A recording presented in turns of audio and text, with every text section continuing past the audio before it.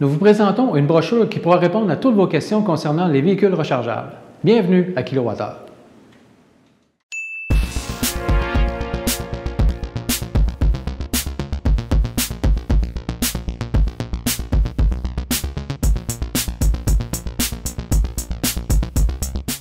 Pour plusieurs, les véhicules rechargeables sont un très grand mystère.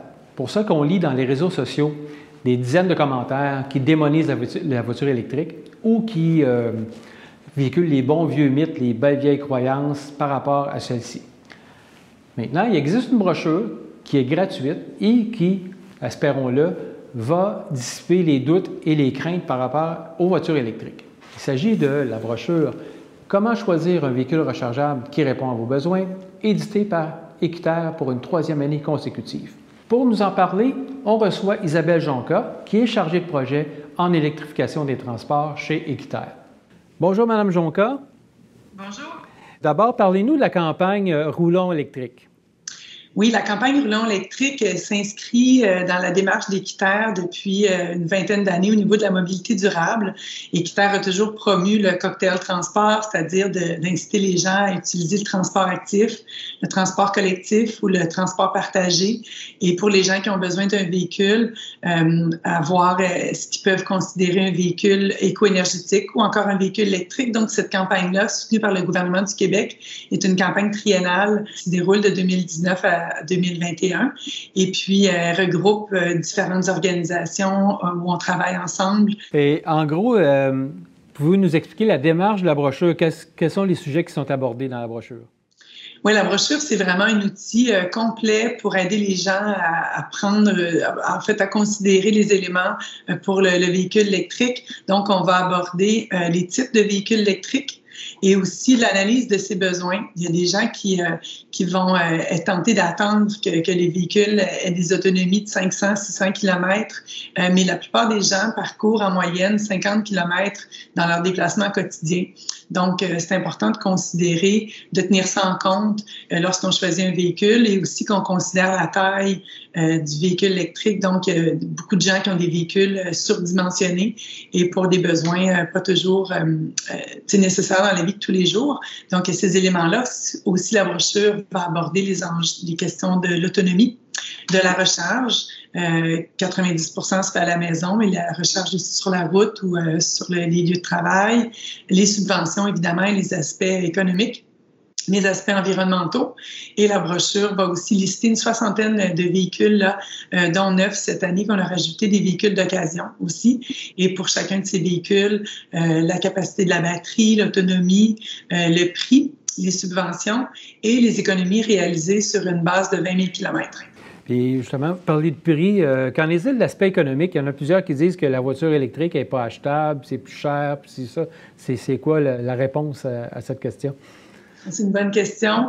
Effectivement, qu'il y a plusieurs véhicules qui sont haut de gamme, mais il y a aussi des véhicules qui sont à la portée ou comparables à ce que les gens sont prêts à payer pour les véhicules neufs actuellement sur le marché. Il y a 4 éléments à tenir en compte. Le prix du véhicule à l'achat, ensuite, les subventions. Donc, il y a les subventions provinciales et aussi au fédéral qui peuvent être liées au coût du véhicule ou encore à la capacité de la batterie. Il va y avoir les économies au niveau de l'énergie et au niveau aussi de l'entretien. Et au niveau de l'énergie, la recharge d'un véhicule électrique, si on compare avec un véhicule à essence, c'est environ 75% moins des coûts d'énergie. Dans la brochure, on compare pour 100 km parcourus. Le véhicule à batterie, le véhicule électrique, va coûter en énergie autour de 2 $, tandis que le véhicule à essence, c'est autour de 11 $. Et si on rapporte ça à l'échelle de 20 000 km, ça va être des économies d'énergie de l'ordre de 1 700 $ et plus. Donc, si on prévoit rouler 200 000 km avec notre véhicule électrique, ce qui n'est pas rare et ce qui est tout à fait faisable au niveau de la capacité de la batterie et de la durée de vie du véhicule, on peut penser à des économies de l'ordre de 17 000 $. Et donc, ce qu'on doit considérer, c'est le coût total de propriété du véhicule. Est-ce que c'est vrai que les véhicules électriques sont plus dommageables pour l'environnement? C'est une grande question. Tout véhicule qui est produit demande beaucoup d'énergie, demande de l'extraction de minéraux. Ce qu'on doit tenir en compte, c'est que le véhicule le plus écologique, c'est celui qu'on possède pas. Donc, même parfois, pour les gens qui ont 2 véhicules, est-ce que se départir d'un des 2 véhicules, c'est pas la bonne solution? Mais bon, les études tendent à démontrer, et de par le monde, que de plus en plus, la production du véhicule électrique s'améliore au niveau de son bilan dans l'analyse de cycle de vie. Et au Québec, il y a une analyse de cycle de vie qui a été réalisée par le CIREG pour le compte d'Hydro-Québec en 2016 et laquelle nous démontre que à plusieurs niveaux, en fait, le véhicule électrique est regagnant.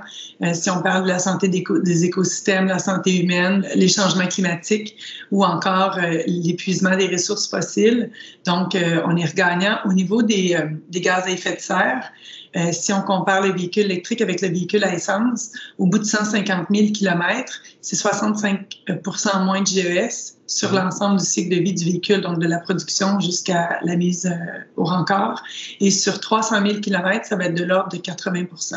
Et donc, au Québec, si on roule à l'électricité en plus, qui est renouvelable, c'est un bilan énergétique qui est positif. Et ce qu'on doit voir aussi, c'est que la tendance va être améliorée à ce niveau-là parce que de plus en plus, la production des batteries est de moins en moins énergivore. Donc, déjà, dans les 5 dernières années, ça s'est amélioré de 2 à 3 fois. Et le recyclage des batteries aussi est sur le point d'être vraiment monnaie courante. L'industrie lithium au Québec est pionnière à ce niveau-là et va pouvoir recycler 95 % des matériaux de la batterie pour produire des batteries neuves à partir des batteries en fin de vie. Donc là, le cycle de vie de la voiture électrique va être encore amélioré dans les années à venir. Et enfin, Mme Jonca, comment on peut se procurer cette brochure-là? Oui, la brochure Roulons électrique, elle est disponible sur le site internet roulonsélectrique.ca. Tout en bas, en page d'accueil, on peut retrouver cette rubrique-là. Il faut savoir aussi qu'on peut retrouver sur le site Internet Roulons électrique l'équivalent de la brochure. Et même en mode interactif, il y a un calculateur sous l'onglet « Trouver le bon véhicule » où là, on peut chercher le véhicule selon nos besoins en fonction du kilométrage qu'on parcourt, du prix qu'on est prêt à mettre et du nombre de places qu'on va avoir besoin.